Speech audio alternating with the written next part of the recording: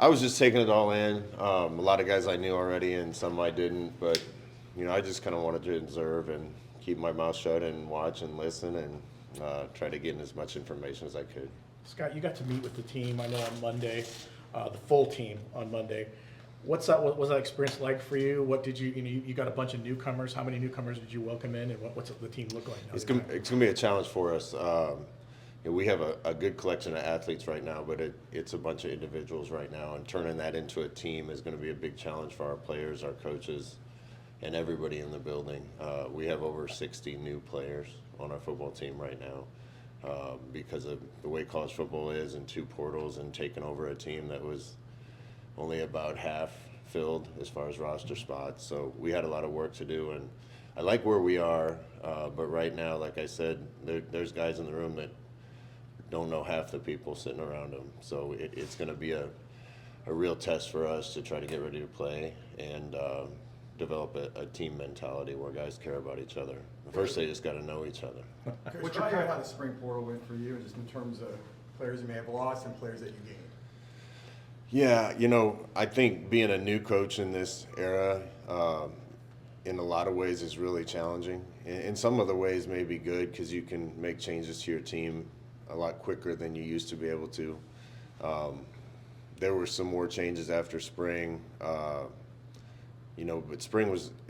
spring portal was the first time we were able to make decisions actually having firsthand knowledge, at least for myself, of what we had and what the players could do and what we needed and who could play and who we didn't think could. And so we made a few more changes there. I think added some other good pieces, and time will tell. Now we gotta gel and come together as a football team. What's your primary objective during the summer? There's a lot of objectives. We need to get in better shape and get stronger, so we're working hard in the weight room. We have a few months of getting guys familiar with scheme on both sides of the ball, but not all of them, because we have new ones, so we have to catch them up and continue pushing the ball down the field as far as knowledge of our scheme. We got to come together as a football team. We got to develop a team mentality. There's a lot of work to do. And the great thing is, as a coach in this era, I'm learning fast that the portals aren't any fun, but now we have our whole team that we're going to have now for 8 months, and it's starting to feel just like it used to. You're just a coach, and you're worrying about football and team development, and we're going to have to put in some time to make sure that we clear all those hurdles. What do you think about the straight seeding with the college football playoff, like this new model? Yeah, my opinion doesn't matter. Other people are going to make those decisions.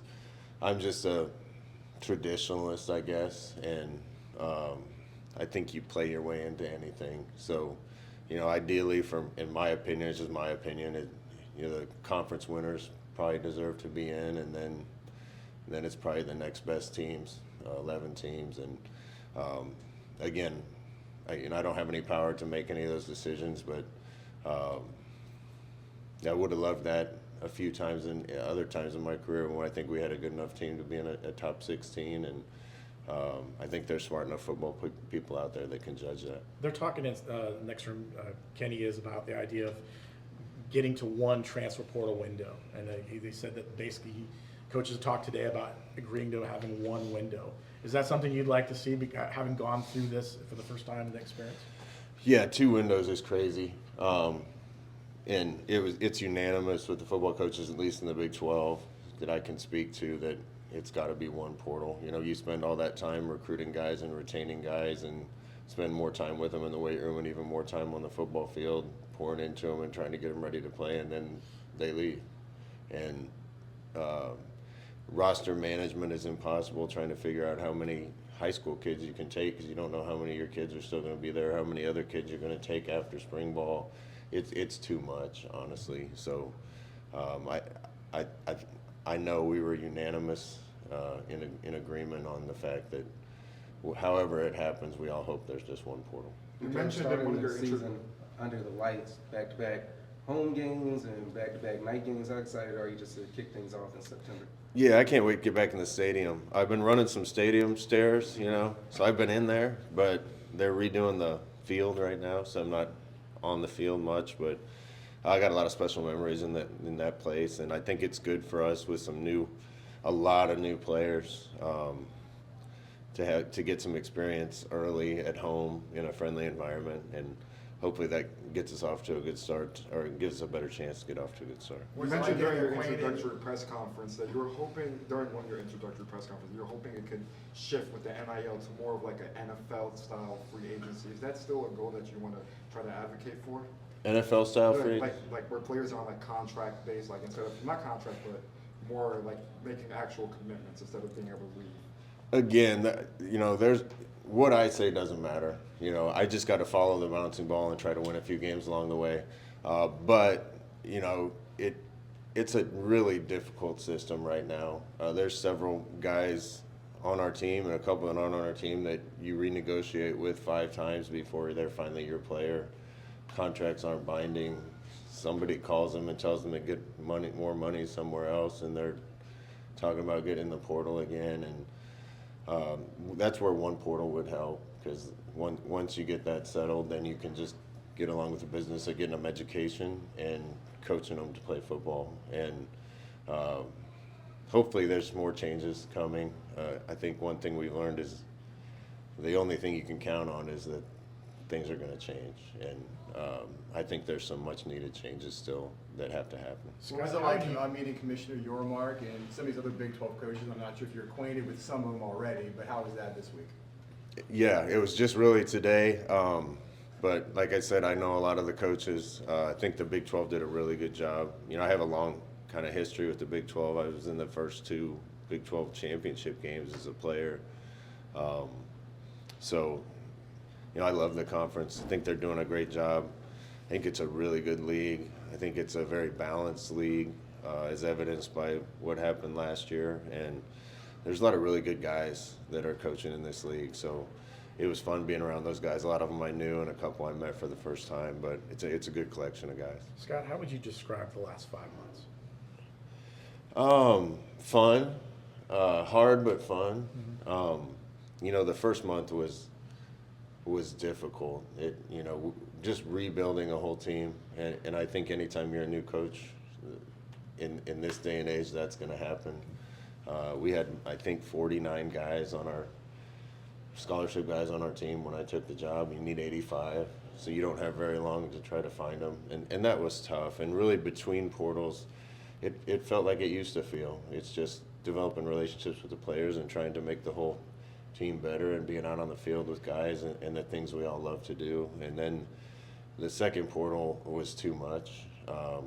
But now that that's over, I feel like it's going to be a really good stretch of 8 months. And I just have fun coaching in Orlando and at UCF. I just love being here. Some of the you said you were friends with some of the other coaches. Have you quizzed them to get their numbers? I mean, is 60 way up there or out of the ordinary? 60. 60 new players. Oh, yeah. I would guess we're close. If there's anybody that has more new players than us, I'd love to hear about it and talk to that coach. But, I don't know about West Virginia with Rich Rod. I think he brought a few from where he was before and had quite a bit of turnover, but I don't know if it would be as much as we had. So, again, I really like the talent we have on the team, but now we got to teach them what we want them to do and develop a team out of those guys, and we'll see how fast we can get that done. And After getting out there in the spring and getting to be around the guys a little bit, you said the roster's kind of set now. What's the quarterback room like, and how comfortable are you with that heading into the season? The quarterback's room, it's white, and there's a screen on the front. All right, the players. Oh, the players in the quarterback room. We had to rebuild the whole team. We went and got a couple other quarterbacks too, have a couple that have already been here. There was good competition in the spring. I saw good progress in the spring, and several guys doing a really good job. I think that position, we need a real competitor at that position, and somebody that's going to do everything he can to win every game, make every play work. We're going to have enough talent around the quarterback that I think if we get good quarterback play, we're going to be in good shape. So we'll let the competition continue to play out and see where it lands. I know it's hard to set expectations. You just said you think you might have a chance to be in good shape. So what is your outlook of this team? I know it's tough with 60-something new players not going through preseason yet, but do you think this is a team that has a chance to do something this year? We'll see. I'm excited to play games with these guys, but we have a lot of work to get get to before then. It's a tough league. Watching the tape, there's a lot of good teams in the league, but we got some talent here, and a lot of the talent is fueled by the fact there's so many good players around our area in Florida, in the Southeast, and a lot of guys that want to play at a place like UCF, and that definitely helps us. But, we're 4 returning starters, I think, that were full-time returning starters on our whole team. Not very many that played much last year. Not a lot of returning production. So, our coaching staff's going to have to do a really good job to get some talented guys that haven't played much up to game speed really quick. With that many new players, do you approach preseason camp differently, more scrimmages, or the way you go about? Yeah, you got to be careful with scrimmages. That's always a fine line. If you hit too much and get a couple guys hurt, there's no going to free agency and getting new ones during the season. But we're going to have to be very intentional about making sure that we dot all our I's and cross all our T's to make sure that we got these guys game ready. And spring ball was a good start with that. We're going to try to get a lot done in the summer, and hopefully fall camp's an extension of that. A bit of a different tangent. I know some of the Big 12 schools have announced their coaches and coordinators are going to be in the EA Sports game. Are we going to see you in that? That's the first time I ever heard about it. Now, I'm old enough, I remember when there were still college football games back in like 95, 96, 97. In fact, I was on the cover of one in 98. I forget what it was now. But back then, I was done playing. My eligibility was up. I think I got like $400 and 2 copies of the game or something, and I was on the cover of it. That's neat, man. That was really cool being that age and being able to put on a game and playing with a avatar of yourself. So if nothing else, that's going to be a good experience for our guys if it happens. You're into your first full recruiting year. You got your first weekend of summer official visits coming up. Are you looking forward to that? Yeah, it's fast and furious. Right when you get done with one thing, here comes the next thing you got to do. It's really a lot on college coaches now. It's fun and it's rewarding, but it's a lot of work. But excited to get some guys on campus and show them what we're all about, and see if we can start building it through the high school recruiting ranks a little bit. What's the story you sell about UCF when you're out there? UCF sells itself. First and foremost, the location in the city and the campus and the university. And when they come, one thing we really work hard on is being genuine and authentic. There's a lot of recruiting that goes on that isn't like that, and I think that helps us attract the right kind of person that doesn't want all the recruiting hype, that just wants a place where people are going to care about them and be real with them, and that's gotten us the right kind of kids before. What does progression look like for you heading into the summer and fall? Progression? Yeah, progression for the team and the coaches.